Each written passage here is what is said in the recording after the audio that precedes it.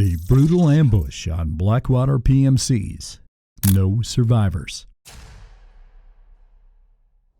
In 2004, a military convoy was attacked on the streets of Fallujah in Iraq. The attack led to the brutal killing of 4 Blackwater private military contractors. This ambush served as a huge turning point in the Iraq War and had a significant impact on the way the U.S. military conducted its operations in Iraq. Besides that, the ambush sparked several controversies as to why the private contractors were sent to such a hotspot without proper equipment, and also how the insurgents knew they were coming. Today, we'll dive into the tale of the brutal ambush on Blackwater private military contractors.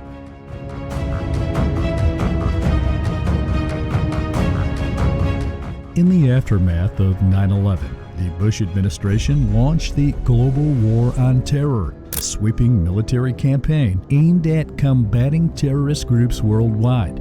A key front in this war soon became Iraq, which the U.S. invaded in March 2003 on the grounds that dictator Saddam Hussein possessed weapons of mass destruction. Major combat operations quickly toppled Hussein's regime with minimal resistance.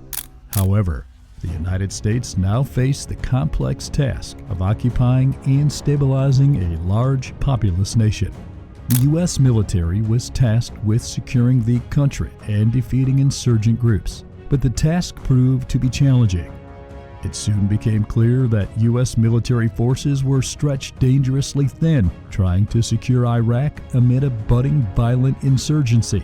As attacks on coalition troops mounted in 2003, U.S. authorities made the fateful decision to hire private military contractors to help fill gaps. Blackwater USA was one of over a dozen private security firms that won huge contracts to protect senior U.S. officials, secure military bases and sensitive facilities, and support special operations. Before we continue, take a moment to like the video, subscribe to this channel, and turn on the notification bell to get notified anytime we post amazing videos like this. Alright, back to the video. Blackwater was founded in 1997 by Eric Prince, an ex-Navy SEAL, and the company recruited heavily from the special operations world. Many of its personnel were ex-commandos, viewing the Iraq contracts as a chance to leverage elite military skills at private sector salaries. At its peak, Blackwater had over $1 billion in U.S. government contracts and a network of outposts across Iraq. Most importantly, private security companies like Blackwater weren't subject to the same regulations as the U.S. military and were allowed to operate with a high degree of autonomy.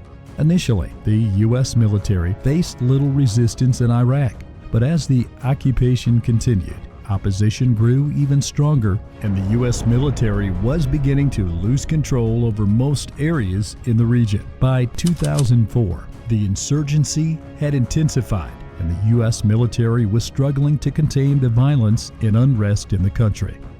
The city of Fallujah in the volatile Anbar province emerged as a center of insurgent activity and a major operational threat to occupation forces in the region. The insurgency was a disjointed collection of Sunni militia groups, foreign Islamist fighters, ex-military officers from the Hussein era, and nationalists resisting what they viewed as a foreign invading force. Insurgents focused attacks on U.S. troops, but also targeted Blackwater security details, seeing them as an extension of the occupation. Blackwater had a reputation for being one of the most professional and efficient security companies in Iraq. However, it was also known for its aggressive tactics and its lack of accountability.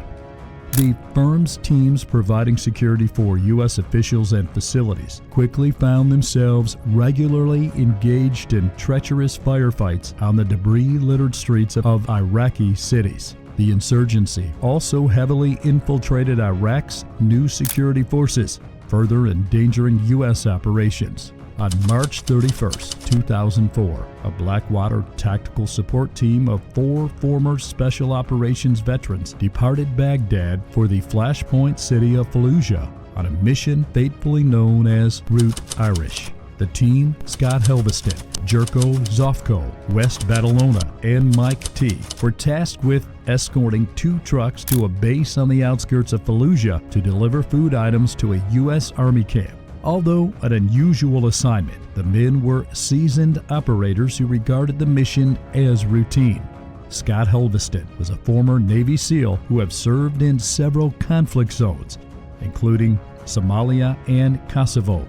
He also previously worked as a stuntman in Hollywood and has appeared in several movies, including The Rock and G.I. Jane.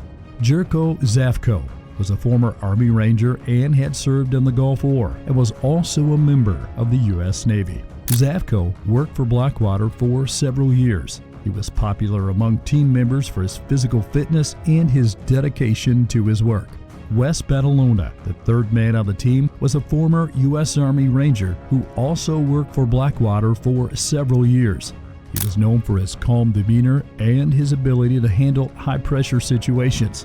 The last man on the team, Mike T, was a former U.S. Army Special Forces soldier who had served in several conflict zones, including Bosnia and Afghanistan. Before joining Blackwater, he worked as a private contractor for the U.S. government. He was also a former U.S. Prairie Rescue Squadron captain. All 4 contractors had extensive military experience. The convoy, including 2 flatbed trucks and 2 armed SUVs, was on its way to deliver food supplies to a U.S. military base in Fallujah. The convoy was being escorted by the 4 Blackwater contractors.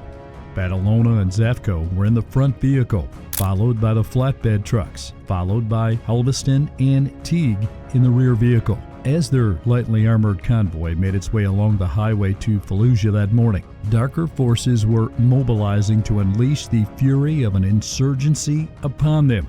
Unknown to the Blackwater team, insurgent cells had set an elaborate trap in coordination with multiple armed groups in the area. Fighters covertly flooded the streets and took positions on rooftops and inside buildings along the route. The ambush was staged near a traffic circle on the western edge of Fallujah. Insurgents constructed barricades to channel the Blackwater convoy into a concentrated kill zone. The trap was also allegedly aided by Iraqi forces allied with the insurgency who helped lure the Americans into the area. As the contractors approached the circle, the street seemed strangely empty, as if the population had been quietly cleared in advance. The lead SUV, carrying Badalona and Zofko, suddenly came under torrential small arms fire as militants opened up. Nearly simultaneously, the rear vehicle, holding Helveston and Teague, was racked with machine gun fire, killing both men instantly. Bullets and grenades rained down from all directions as the team realized too late the trap that had been set for them. Badalona tried desperately to escape the ambush, charging their vehicle through barricades before it was disabled, but the team was heavily outnumbered by nearly 24 insurgents, converging to overwhelm them in a chaotic firefight. The 4 veterans were forced to make a last stand in the street, returning fire against the encircling militants. Zofko managed to drop several fighters, rushing from an alleyway before being mortally wounded himself. Badalona continued resisting despite grievous injuries until being overwhelmed at close range. Within minutes, staggering volumes of fire had left the entire team either dead or incapacitated. The insurgents then descended upon the bodies, mutilating them savagely. Corpses were dragged through the streets, burned, and then hung from a bridge over the Euphrates River. The barbaric public display was intended as a defiant message against the U.S. occupation. Photos of the charred bodies ignited international outrage that increased pressure on the Bush administration. The Fallujah ambush sparked a massive response from the U.S. military, and it led to the first battle of Fallujah. The battle resulted in significant loss of lives on both sides, and it was one of the bloodiest and most intense battles of the Iraq War. The operation, which began on April 4, 2004, involved more than 10,000 U.S. soldiers and was one of the largest military operations of the war. The battle was intense and brutal, with heavy fighting taking place in the streets and buildings of the city. The U.S. military used heavy firepower to try and dislodge the insurgents, including artillery, airstrikes, and tanks. The fighting resulted in the deaths of hundreds of insurgents and dozens of U.S. soldiers. While most people know the story of Blackwater Fallujah ambush because of the horrific videos and the wide publicity, there is still so much that has been kept hidden. One of the most significant of these is the fact that the contractors weren't properly equipped or prepped for the mission they were assigned. Some reports even claim that the information about the route the contractors were taking was leaked to the insurgents by a mole in the military. To make things even more suspicious, the contractors were driving unarmored SUVs and weren't wearing body armor at the time of the ambush. They were also reportedly not provided with adequate intelligence or support from the U.S. military. Not just that, the contractors weren't informed of the level of danger they would be facing in Fallujah. They were told that they would be providing security for food deliveries and weren't informed that they would be driving through a hostile area. Fallujah was an insurgent hotspot, and sending such a small team there without proper equipment and extra support was simply suicide. For the friends and families of the fallen contractors back in the U.S., the news was utterly devastating, but stories soon emerged about alarming security lapses that may have doomed Halveston, Teague, Badalona, and Zafco. Questions arose over their lack of armored vehicles, body armor, air support, and unreliable intelligence. As grief turned to anger, some of the families began considering legal action against Blackwater. The family of Scott Halveston was so devastated by what they saw as a betrayal of Blackwater that they alleged that the company had failed to provide adequate security for the convoy and had put their son's life at risk. Scott Halveston's mother and wife were especially incensed by alleged security lapses that may have contributed to the ambush. In 2005, they filed a high-profile wrongful death lawsuit against Blackwater in a North Carolina court. The suit accused Blackwater of ignoring obvious warning signs and sending Halveston on an extraordinarily dangerous mission without adequate preparations or resources. The family legal team built a case suggesting that the defense contractor should have known the extreme risks the men faced in Fallujah that day. They alleged that Blackwater failed to provide armored vehicles, emergency plans, maps of the route, or contingency procedures in case of attack. For Halveston's loved ones, it was a preventable tragedy rooted in corporate negligence by Blackwater leadership. Blackwater, on the other hand, denied any wrongdoing and argued that it had provided the necessary security for the convoy. Blackwater founder Eric Prince quickly went on the media offensive to vigorously defend his company as details of the suit emerged. He rejected accusations that insufficient planning or lack of resources played any role in the ambush. The company also argued that it was immune from lawsuits under the doctrine of sovereign immunity, which protects military contractors from liability for actions taken on behalf of the military. The violent deaths of the contractors and the horrific images of Fallujah dealt a major blow to U.S. efforts in Iraq in 2004. It also highlighted the dangers of using private military contractors in war zones. Private military companies like Blackwater are not accountable to the same standards as the U.S. military and are often motivated by profit rather than safety of their personnel.